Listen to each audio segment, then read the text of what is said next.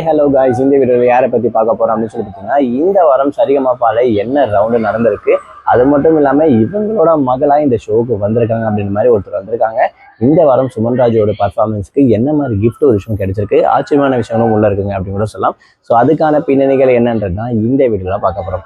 நம்ம சேனலை first time பார்க்குற பர்சன் நீங்கள் இருந்தீங்கன்னா மறக்காமல் நம்ம சேனலை சப்ஸ்கிரைப் பண்ணிக்கோங்க. அப்போ தான் அடுத்தடுத்து போடுற வீடியோக்கான நோட்டிஃபிகேஷன்ஸ் அண்ட் பாப்அப்ஸ் வந்து கண்டினியூஸாக கிடைச்சிக்கிட்டே இருக்கும். அது மட்டும் இல்லாமல் இந்த வீடியோ பற்றி உங்களுக்கான கருத்துக்கள் ஏதாச்சும் இருந்துச்சுன்னா தாராளமாக நீங்கள் கமெண்ட் பாக்ஸ்லையும் மென்ஷன் பண்ணலாங்க.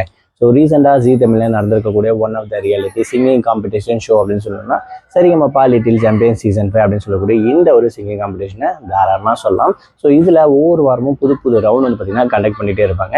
அந்த வகையில் இந்த வாரம் வந்து பார்த்திங்கன்னா கண்டிப்பாக எமோஷனலாக தான் இருக்க போகுது. அதாவது லிஜெண்ட் ரவுண்ட் அப்படின்னு சொல்லக்கூடிய எஸ்பிபி சாரோடைய பாடல்களும் அது மட்டும் இல்லாமல் மலேசியா வாசுதேவன் சாருடைய பாடல்களும் கலந்து தான் பாட போகிறாங்க. இந்த வாரம் சீஃப் கெஸ்ட்டாக வந்து பார்த்திங்கன்னா, அதாவது மலேசியா வாசுதேவன் அவங்களுடைய மகள் வந்து பார்த்திங்கன்னா ஸ்டேஜுக்கு வந்து வந்திருக்காங்க. ஸோ இவங்களோட தலைமையில் வந்து பார்த்திங்கன்னா ஒவ்வொரு பாட்டும் பாடிக்கிட்டு வந்துட்டு இருப்பாங்க அப்படின்றது தாராளமாக சொன்னாங்க. ஆல்ரெடி எஸ்பிபி சரண் சார் வந்து பார்த்திங்கன்னா உள்ளே இருக்காங்க. எஸ்பிபி சாரோட பையன் விஷயம் நமக்கு நல்லாவே தெரியும். ஸோ அந்த வகையில் இந்த வாரம் சுமன்ராஜ் வந்து பார்த்திங்கன்னா, அதாவது படிக்காதவன் படத்துலேருந்து ஒரு கூட்டு கிளியாக அப்படின்னு சொல்லக்கூடிய இந்த ஒரு பாட்டை பாடி அசைச்சிருக்காங்க.